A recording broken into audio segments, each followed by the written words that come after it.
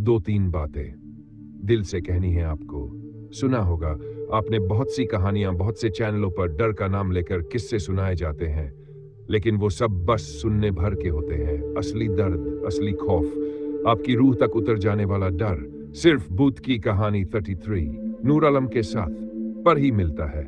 ये वो जगह है जहां कहानियां आपकी सांसें रोक देती है, दिल की धड़कनें तेज कर देती है और रात को नींद छीन लेती है।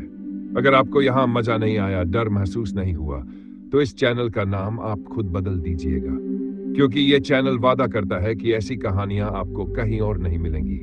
हर नए वीडियो के साथ एक नया जख्म, एक नया खौफ आपकी रूह को छू कर जाएगा। तो जल्दी से चैनल को सब्सक्राइब कर दीजिए ताकि जब भी नया वीडियो आएगा वह अपने आप आपके पास पहुंच जाएगा। और अगर दिल की धड़कनें तेज हुई, डर ने वाकई मजा दिया, तो लाइक दबाकर हमें बताइए, क्योंकि बुक की कहानी 33 नूर आलम के साथ पर डर कभी खत्म नहीं होता। अब तैयार हो जाइए और कहानी के अगले अंधेरे मोड़ की ओर।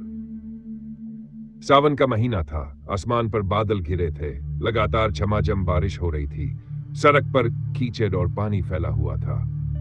उसी बारिश भरी रात में एक ट्रक धीरे धीरे हिचकोले खाता हुआ नेशनल हाईवे पर दौड़ रहा था। ट्रक का ड्राइवर एक साधारण आदमी था, नाम उसका रघुनाथ, गांव का सीधा साधा आदमी।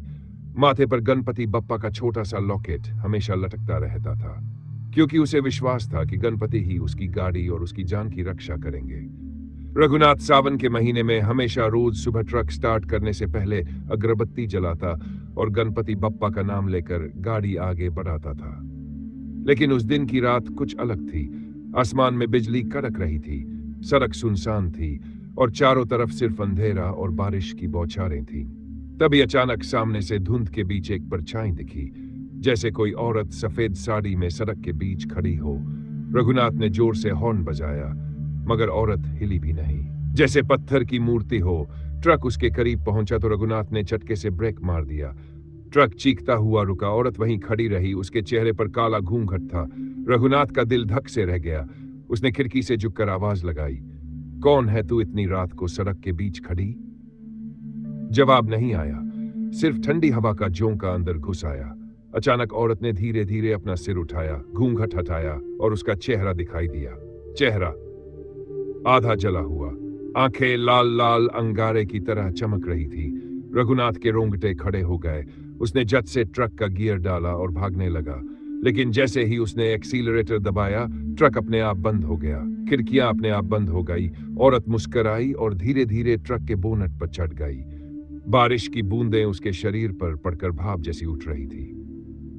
अचानक उसने करकश आवाज में कहा, सावन का महीना है, गणपति का महीना है, लेकिन तेरा विश्वास आज टूटेगा। यह सुनते ही रघुनाथ पसीने से भीग गया। उसने घबराकर जेब से अपनी मां द्वारा दिया गया गणपति का लॉकेट निकाला और जोर से बप्पा का नाम लिया। तभी ट्रक अपने आप स्टार्ट हो गया और औरत धुएं में बदलकर गायब हो गई। रघुनाथ ने गाड़ी दौड़ा दी, मगर दिल धड़क रहा था। सड़क आगे वीरान थी, लेकिन हर मोड़ पर उसे लग रहा था जैसे कोई पीछे पीछे दौड़ रहा हो। कभी शीशे में कोई परछाई दिखती, कभी कानों में औरत की वही कर्कश हंसी गूंजती, तेरा विश्वास टूटेगा। ट्रक घंटों तक अंधेरे और बारिश में चलता रहा। तभी सड़क किनारे अचानक एक छोटा सा मंदिर दिखा, जिसमें गणपति बप्पा की मूर्ति चमक रही थी। अजीब बात यह थी कि उस सुनसान जंगल जैसी सड़क पर, जहां दूर दूर तक कुछ नहीं था, वहां वह मंदिर कैसे हो सकता है? रघुनाथ ने तुरंत ट्रक रोक दिया, उतरकर बप्पा के सामने घुटनों के बल बैठ गया, रोने लगा और बोला, बप्पा मेरी रक्षा करो, मैं तुम्हारा भक्त हूं। तभी मूर्ति के पास रखा घंटा अपने आप बजने लगा और उसी समय ट्रक से आती वही औरत चीखती हुई प्रकट हुई। उसने लाल आंखों से रघुनाथ की ओर देखा और झपट पड़ी, लेकिन जैसे ही वह मंदिर की चौखट पर पहुंची, उसका शरीर आग की तरह जलने लगा। वह चीखती रही, तड़पती रही और राख बनकर वहीं गिर गई। मंदिर दीपक की लौ अचानक तेज हो उठी और जैसे ही राख हवा में उड़ गई, मंदिर से एक मधुर आवाज आई, भक्त का विश्वास कभी नहीं टूटता। रघुनाथ का शरीर कांप रहा था, मगर दिल में राहत भी थी। वह ट्रक में वापस बैठा, इंजन अपने आप स्टार्ट हुआ और जब उसने पीछे मुड़कर देखा तो वह मंदिर कहीं दिखाई नहीं दे रहा था, मानो वह गणपति बप्पा का आशीर्वाद ही हो जो उसे उस रात बचाने आया था। वह रोते रोते ट्रक चलाता रहा और मन ही मन बप्पा का नाम जपता रहा।